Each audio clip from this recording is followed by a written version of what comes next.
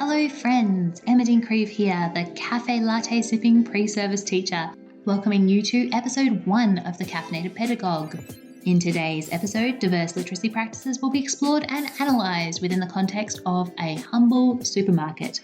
We'll look at the ways in which these diverse socio-cultural literacy practices can be used in our classrooms to support our students in their learning, as we build authentic and awesome connections between the worlds and languages of school and home.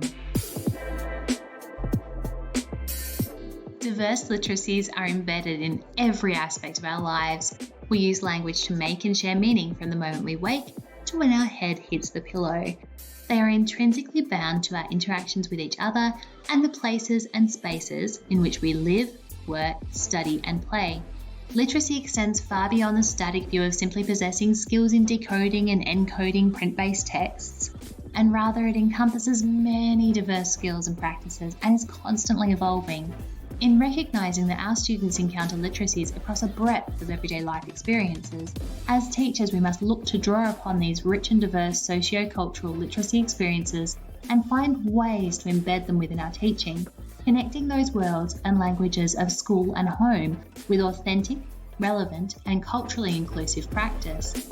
In this episode of the Caffeinated Pedagogue, we'll be viewing the literacy practices explored within the context of a supermarket through the theoretical lens of diverse literacies to analyse the context and the literacies taking place.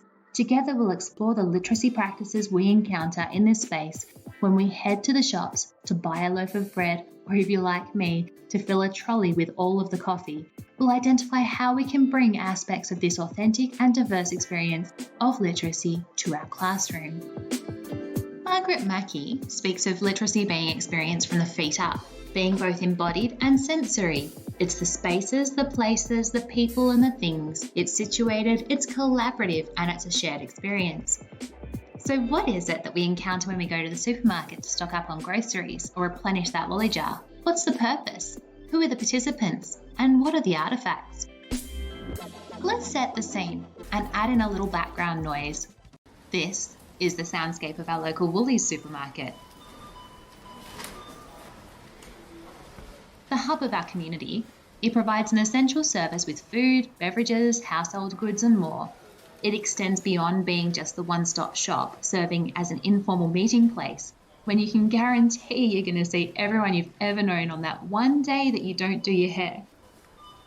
Theorist James Paul G speaks of language in use or discourse, suggesting that language is socially situated and that meaning is created not only from the accent, speech, or in one's intonations, but also in the clothing a person wears, in their gestures, their expressions, and their movement, suggesting there are many complex layers that contribute to our meaning making.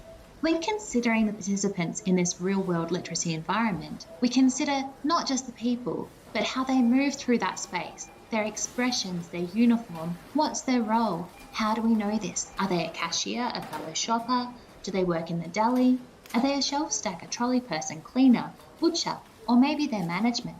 We look for uniforms, we follow the visual cues, we listen to their voice, watch how they hold themselves, and we look to their faces. Do they provide customer service with a smile?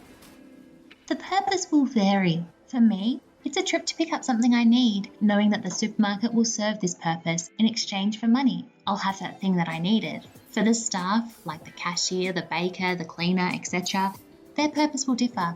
Maybe they too are popping in for a quick grocery shop, but it's also their workplace. They're there making money and providing a service to their community. In considering the artefacts, my goodness, there are many. We have advertising, aisle numbers, checkouts, signs, brochures, recipe pamphlets, catalogues, FPOS machines, scales, trolleys, baskets, music, uniforms, shopping lists, packaging. In pre-COVID days, there would have been taste testing stations. There are smells coming from the bakery. There's the lighting, the overhead music, the chatter of shoppers, conversations, the digital infrastructure, the checkouts, the item finders, the queues, and last but not least, the voiceovers.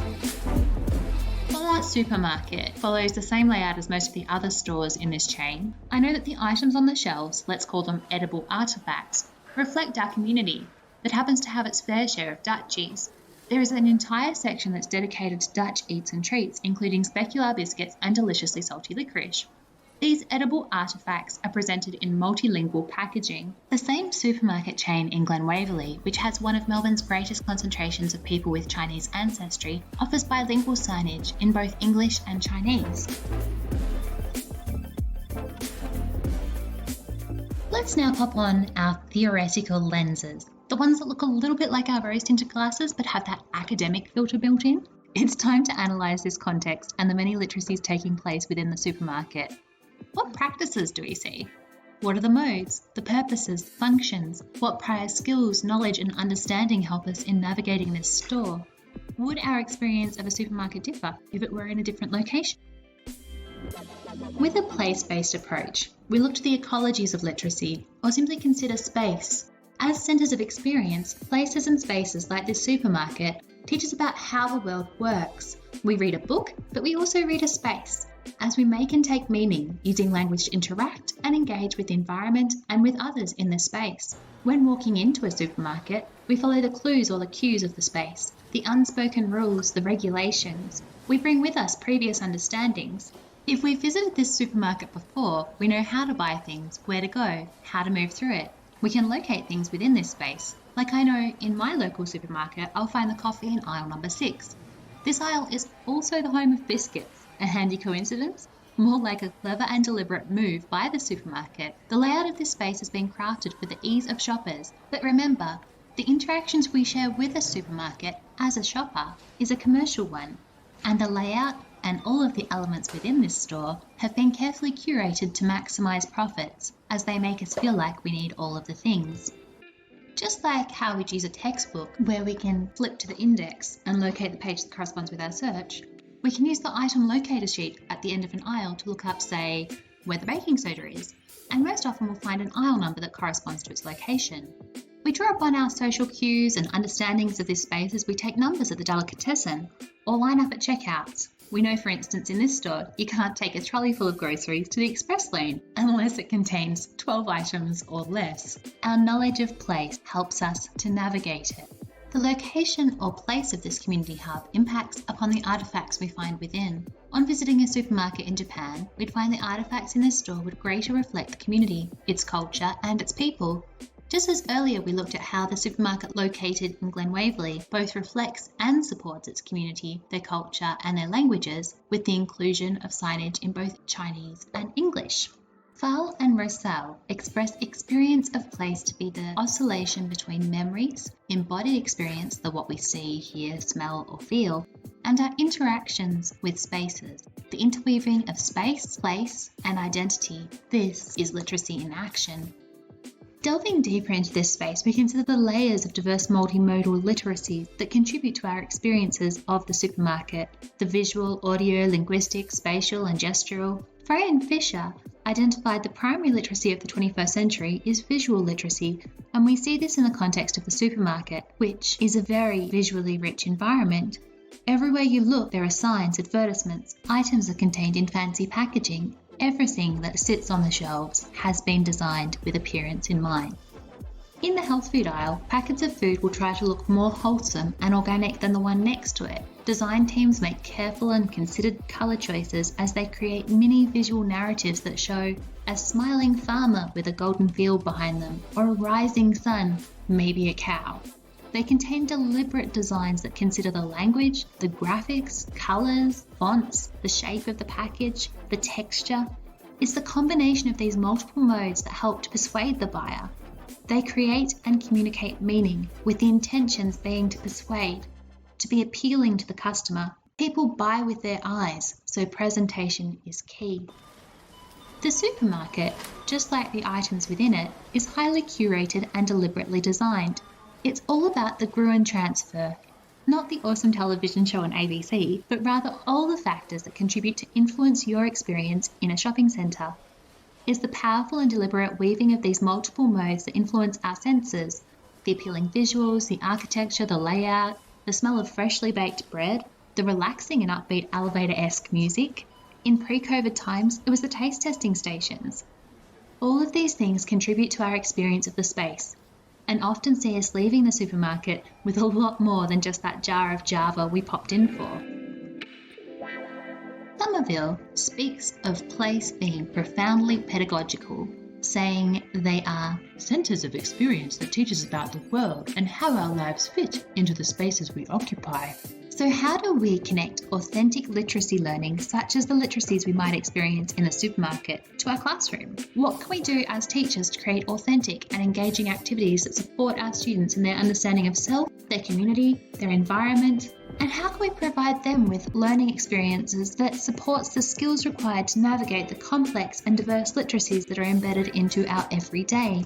Reflecting upon the influence of place, explored within the context of a supermarket, we considered how it shaped our experience, how it reflected the community. We considered its impact on our senses, how it made us feel. When we think of our classroom, what is it we wish our students to feel? How can we curate our space and make considered design choices to enhance the learning experience for our students? Places and spaces are fundamental to our students developing self-concept and identity, with research supporting many of the benefits of place-based education. In connecting the worlds and languages of school and home, and in valuing our students' out-of-school literacy experiences, we can hope to create a better space that reflects the diverse literacies within our community. Bartholomew's suggests that through the linking of learning experiences with our local community, or the places and spaces outside of the school's walls, we support our students' motivation and learning and create a more engaging class environment. A place such as the local supermarket can be used as a resource, rich in artifacts or texts that support learning and sees students engaged in authentic, real-world learning experiences. You could have your students look at a range of packaging, perhaps bringing some of the items from the health food aisle that we were talking about earlier into the classroom. And for balance, bring in some not so healthy items too. Invite your students to do a little compare and contrast, looking at the choices that the designers have made. Get your students to consider the what, the why, the how. What changes could or would they make to the packaging? Does the wrapper do a good job representing what's inside? How does the health food packaging differ from the packaging that contains the sweet treat? As a class, look at the process of product development and encourage students to take on the role of producer, designer, head of marketing, advertising. Get them pitching their ideas, creating a list of ingredients, a catchy product name, using visual literacy to create an appealing wrapper or box. And maybe you could get your students to create an advertising campaign with posters, television advertisements, a jingle, and perhaps a faux social media campaign too. In a learning experience such as this, students are engaged in authentic and meaningful tasks as they create a range of diverse, multimodal texts. They draw upon lived experiences and knowledge that extends beyond the walls of the classroom and are able to make connections to the real world.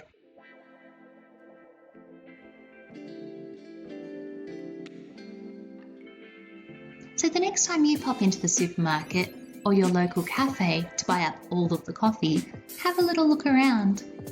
What other artifacts or literacy practices can we bring to our classroom? How will you incorporate the rich, authentic, and diverse socio-cultural literacy experiences and texts that our students encounter in their daily lives into your teaching?